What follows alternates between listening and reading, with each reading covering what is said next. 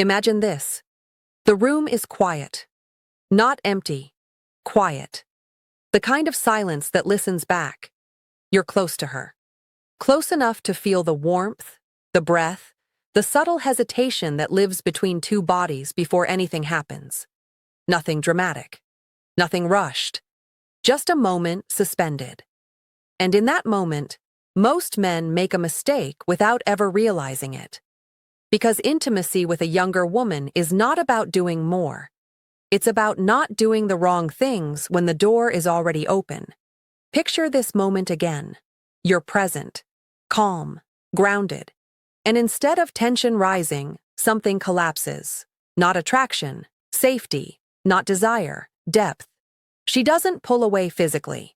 She pulls away internally. And you won't notice it until much later, when the echo is gone. Welcome to Psychology of Desire. This is not a channel about tricks or tactics. This is emotional science, psychological truth. If you understand desire at the level of identity, not performance, subscribe. Because what we talk about here doesn't create reactions. It creates memories. The first thing not to do during intimacy is this. Do not try to be impressive. Not with confidence. Not with experience. Not with intensity. Impressing is loud. Recognition is quiet. When you try to impress her in an intimate moment, you move from being felt to being watched. And the moment she watches you, she stops feeling herself. You think confidence is attractive.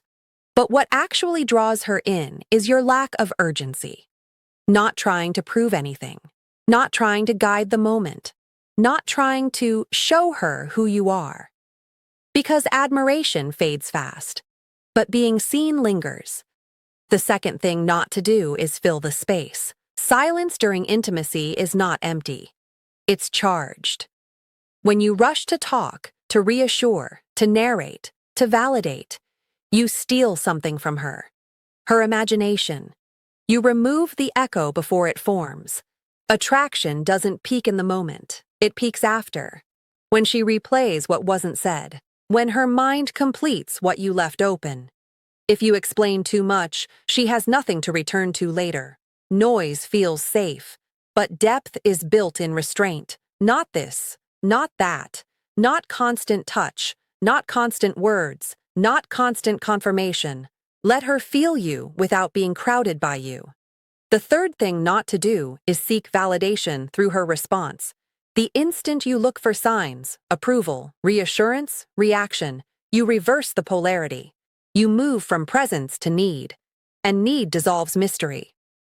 You don't realize it, but younger women are hyper-aware of emotional direction. They feel when someone is anchored, and when someone is reaching. Reaching creates pressure. Pressure creates emotional retreat. True intimacy happens when you're not asking to be chosen, because you're already choosing to be fully there. This is where dark psychology lives, quietly. When someone feels understood without being analyzed, when they feel safe without being handled, when they feel depth without being pulled, vulnerability opens on its own. And vulnerability creates attachment without permission. Not because you did something, but because you didn't interrupt the process. Attraction doesn't announce itself. It settles in silence. It grows later. It returns unexpectedly.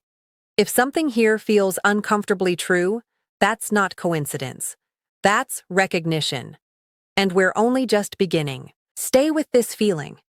Because the most dangerous part of intimacy isn't what happens in the room. It's what happens after you leave. This is where most men lose her without ever touching a mistake. The next thing you must not do is collapse the mystery afterward. Not with messages, not with explanations, not with emotional follow-ups disguised as care. When intimacy ends, something fragile is forming inside her. Not clarity, not certainty, a question. And that question is where attraction either deepens or dies. If you rush to define the moment. What did this mean? Did you feel it too? Where do we stand now? You pull the experience out of her body and force it into language. Language kills echo. You think reassurance creates security, but what actually creates attachment is unfinished emotion. Desire grows when the experience continues in memory, when her body remembers before her mind explains. If you over-anchor the moment, you don't give it room to breathe. Let it linger. Let it return to her later. Let it disturb her calm in quiet moments. That disturbance is not anxiety. It's attachment forming without conscious choice. Another thing not to do. Do not confuse emotional openness with emotional exposure. There's a difference. Openness is presence. Exposure is unloading. When you reveal too much, too soon, your fears, your past wounds, your loneliness, you shift the emotional weight onto her. She didn't ask to carry you. She was invited to feel you. Depth isn't volume. Vulnerability isn't confession. True vulnerability is controlled. It shows awareness, not dependence. She doesn't bond because you are broken. She bonds because you are aware of yourself, because awareness signals safety. And safety, when paired with mystery, is intoxicating. Here's the uncomfortable truth most won't tell you. Younger women don't attach to intensity. They attach to containment, to someone who can hold emotion without leaking it everywhere. Someone who doesn't chase reassurance, someone who doesn't panic in silence. Silence doesn't mean loss. Sometimes it means something is growing where words can't reach yet. Do not interrupt that growth. Another quiet mistake. Do not try to lock her identity to you. Not with labels, not with claims, not with implied ownership. The moment you try to define who she is to you, she feels her freedom tighten. And desire requires freedom to choose again. Attachment doesn't come from being claimed. It comes from returning, again and again, by choice. When she feels free and still gravitates back, the bond forms deeper than any promise. This is the dark psychology most people misunderstand. Control doesn't create attachment. Safety does. Pressure doesn't create desire. Space does. Being understood doesn't mean being decoded. It means being felt without defense. And when someone experiences that, something irreversible begins. They replay you, not your words, your presence. How calm you were, how unbothered, how grounded, how you didn't need anything from the moment. That's what stays. That's what creates the delayed pull. The message days later. The thought she can't place. The feeling that something unfinished exists between you. Not because you chased it, but because you let it breathe. If this feels unsettling, good. It should. Because attraction at this level isn't comfortable. It's quiet. It's slow. It's inevitable. And there's one final psychological shift that changes everything. There's one last layer most people never notice, because it doesn't feel like power. It feels like restraint.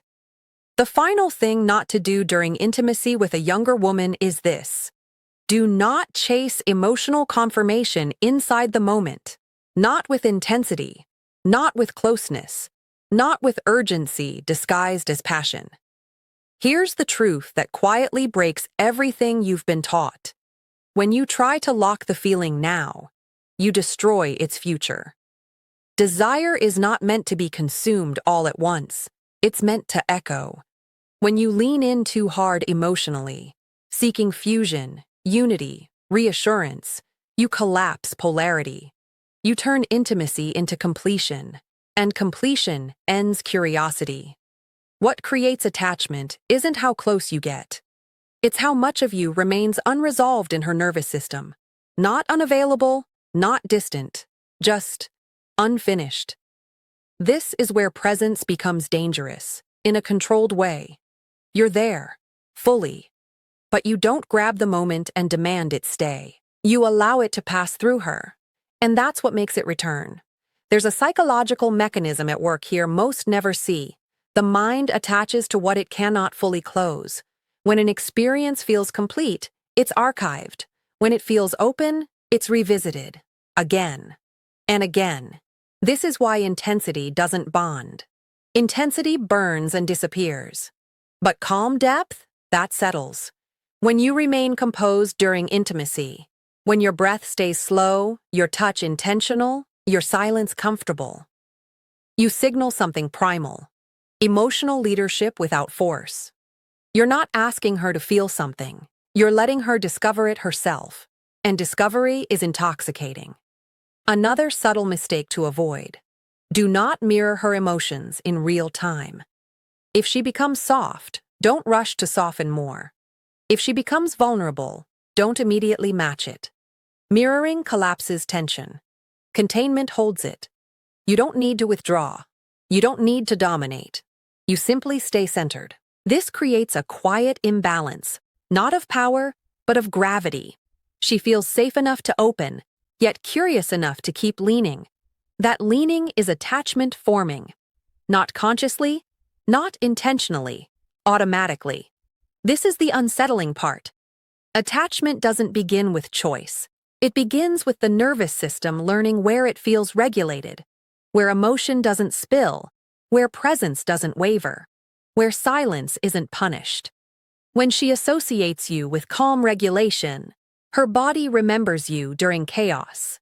That's when you appear in her thoughts unexpectedly. That's when she reaches out without knowing why. That's when attraction deepens after the moment is over. You didn't impress her. You didn't overwhelm her. You didn't claim her.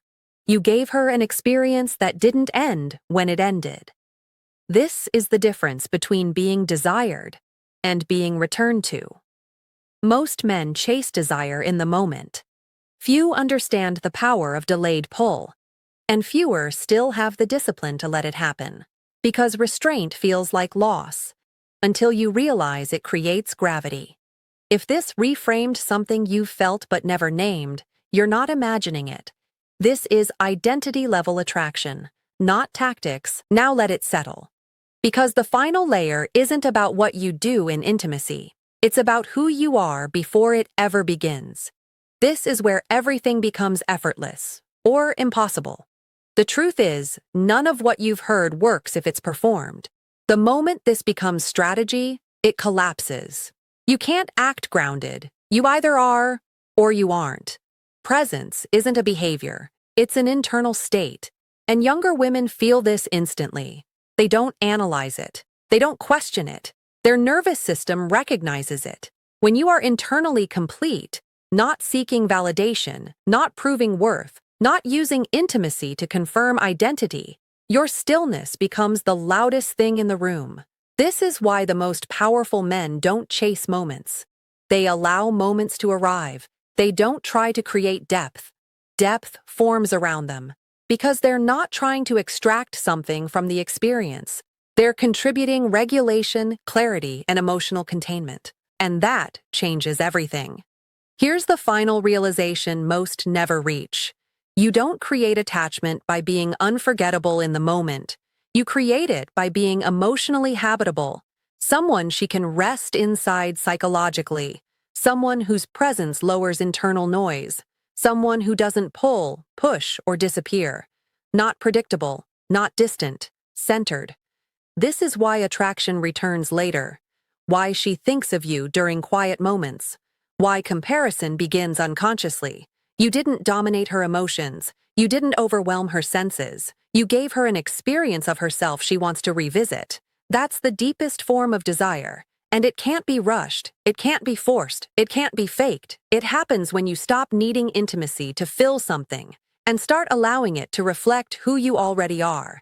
This is why silence matters, why restraint matters, why not doing too much matters. Because the most powerful thing you can offer isn't intensity, it's stability with depth, calm with edge, presence with mystery.